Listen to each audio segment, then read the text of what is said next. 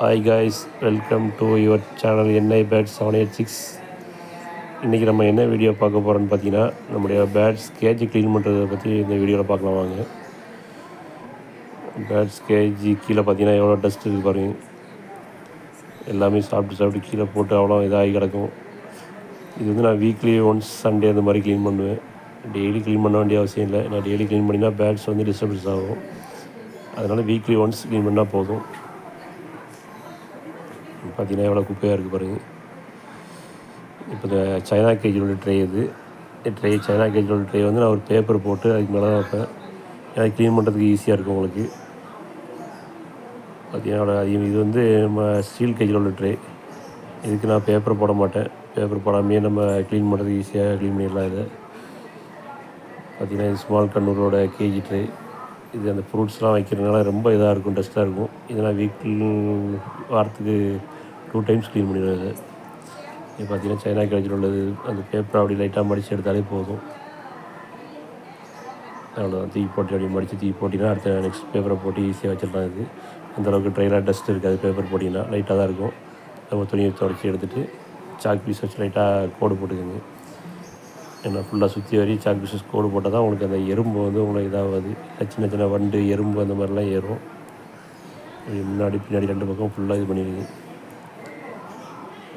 பார்த்தீங்கன்னா உங்களுக்கு எறும்பு உள்ளே போக வாய்ப்பு இல்லை. நீங்கள் என்னத்தை தான் நீங்கள் கீழே சாக் பீஸ் போட்டாலும் அந்த ட்ரெயினில் எறும்பு ஏறும். சாக் பீஸ் கோடு போட்டாச்சு. அதுக்கு மேலே நியூஸ் பேப்பர் போட்டுக்கோங்க. ஒரு பாதி நியூஸ் பேப்பரை போட்டு திரும்ப ஒரு நியூஸ் பேப்பரை எடுத்து பாதியாக கட் பண்ணி அது சைடில் வச்சிங்கன்னா போதும். அவ்வளோதான், முடிஞ்சிச்சு. அதுக்கு மேலே என்ன பண்ணுறீங்கன்னா எறும்பு சாக் பீஸை வச்சு திரும்ப ஒரு லைட்டாக ஒரு கோடு போட்டுக்கோங்க. அவ்வளோதான். இது போட்டுன்னா அப்படியே அழுத்தி வச்சுனா நீட்டாகிடும். பாருங்கள் எப்படி இந்த ட்ரை எப்படி ஆயிடுச்சு பாருங்கள். அதேமாதிரி சைனா கேஜி இந்த மாதிரி வச்சுருந்தீங்கன்னா இந்த மாதிரி பண்ணுங்கள். ஸ்டீல் கேஜி இருந்துச்சுன்னா இந்த மாதிரி ஒரு பட்டி தகடு எடுத்துக்கோங்க. அது ஆர்டர்ஸில் கிடைக்கும். இந்த மாதிரி பட்டி தகடு வச்சு சுரண்டினாலே போதும், எல்லாமே ஈஸியாக வந்துடும் உங்களுக்கு. பார்த்தீங்கன்னா தெரியும், லைட்டாக சுரண்டினாலே போதும், எல்லாமே வெளியாகிடும். இந்த வீடியோ நான் உங்களுக்கு அன்றைக்கே இது பண்ணலான்னு பார்த்தேன், டைம் இல்லை. பார்த்தீங்கன்னா போட்டாச்சு. அதே மாதிரி இதுக்கும் எறும்பு சாக் பீஸ் எடுத்து ஃபுல்லாக 4 பக்கம் சுற்றி வரையும் போட்டுக்கோங்க. போட்டியாச்சுன்னா பார்த்தீங்கன்னா இப்போ அடுத்தது என்ன பண்ண போகிறோம் பார்த்தீங்கன்னா, அந்த நாட்டு மருந்து கடையில் வசம்பு பொடின்னு இருக்கும். அதை வாங்கி வச்சுக்கோங்க. ஒரு பாக்கெட்டு 40 ருபீஸ் இல்லை 50 ருபீஸ் இருக்கும்.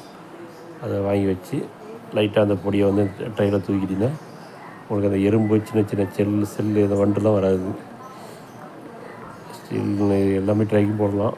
நான் அந்த ட்ரைக்கு உங்களுக்கு காமிக்கிறேன். இந்த ட்ரையை போடுறத பார்த்துக்கோங்க. வசம் வீக்லி ஒன்ஸ் போட்டாலே போதும். அது போக பெயிண்டிங் ப்ரஷ் இந்த மாதிரி வச்சிங்கன்னா அந்த ப்ரீடிங் பாக்ஸ் மேலே பார்த்தீங்கன்னா இந்த மேலே உள்ள டஸ்ட்லாம் வந்து கீழே இதாகும். அது அந்த ப்ரெஷ்ஷை வச்சு க்ளீன் பண்ணிக்கிங்க. இந்த வசம் பொடி வந்து நான் ப்ரீடிங் பாக்ஸ்க்கு எல்லாத்துக்குமே உள்ளே போட்டிருப்பேன். ஏன்னா சின்ன சின்ன வண்டு இல்லாமல் இருக்கும். பார்த்தீங்கன்னா அவ்வளோத்தையும் கீழே கேஜி ட்ரையெல்லாம் க்ளீன் பண்ண முடிச்சுட்டு கீழே உள்ளது ஃபுல்லாக பெருக்கி எடுத்துருங்க. கீழே ரொம்ப அந்த கம்பிக்கு இடம்லாம் உங்களுக்கு டஸ்ட்டு லைட்டாக டஸ்ட் இருந்தாலும் எறும்பு வரும். அதனால் ஃபுல்லாகவே நீட்டாக எடுத்துருங்க. பார்த்தீங்கன்னா நீட்டாக பெருக்கியாச்சு. பாருங்கள் எவ்வளோ டஸ்ட் இருக்குது பாருங்கள். இது வீக்லி ஒன்ஸ் பண்ணுறதுனால எவ்வளோ டஸ்ட் வருது. 2 டேஸ்க்கு ஒர்க்க பண்ணால் அந்தளவுக்கு டஸ்ட் வராது. வீக்லி ஒன்ஸ் தான் பண்ணுவேன். டைம் இல்லாதனால பண்ணுறதில்ல. பார்த்தீங்கன்னா நீட்டாகிடுச்சு. பேட்ஸ் வளர்க்குறது மெயின் இருக்கும். இது வந்து நீட்டாக மெயின்டைன் பண்ணணும். அதுதான் உங்களுக்கு. பார்த்தீங்கன்னா நீட்டாக க்ளீன் ஆகிடுச்சு. எல்லாமே இடத்த பார்த்தீங்கன்னா எப்படி இருந்தால் இடம் எப்படி ஆகிடுச்சு பாருங்கள்.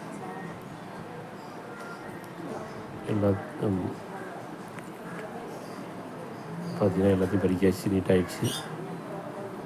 இப்போ பார்த்தீங்கன்னா எறும்பு சாக் பீஸ் எடுத்து ஃபுல்லாக கோடு போடுங்க. எறும்பு சாக் பீஸ் கோடு போட்டுட்டு எறும்பு பொடி இருந்தாலும் நீங்கள் அதுக்கு மேலே போட்டுக்கலாம். எறும்பு பொடியும் போட்டிங்கன்னா கொஞ்சம் வராது. அது கடைசியாக பார்த்தீங்கன்னா ஒரு டெட்டால் எடுத்துக்கோங்க. டெட்டால் எடுத்துகிட்டு ஒரு மூடி ஜொக்கில் நல்லா மிக்ஸ் பண்ணிக்கோங்க. மிக்ஸ் பண்ணிவிட்டு உங்களுக்கு லைட்டாக அப்படி தொளிச்சு விட்டிங்கன்னா உங்களுக்கு இந்த வாடை எதுவுமே வராது. ஆனால் நீட்டாக இருக்கும் இடம். அது லைட்டாக அப்படி தொளிச்சு விட்ருங்க. அவ்வளோதான், அந்த இடம் நீட்டாகிடுச்சு பாருங்கள். அதாவது இந்த டெட்டால் தொளிச்சின்னா அந்த வாடகைக்கு இப்போ பூனைன்னு வராது. ஓகே பாய்ஸ், இந்த வீடியோ பிடிச்சிருந்தா லைக் பண்ணுங்கள், ஷேர் பண்ணுங்கள், கமெண்ட் பண்ணுங்கள், சப்ஸ்கிரைப் பண்ணுங்கள். ஓகே பாய், அஸ்ஸலாமு அலைக்கும்.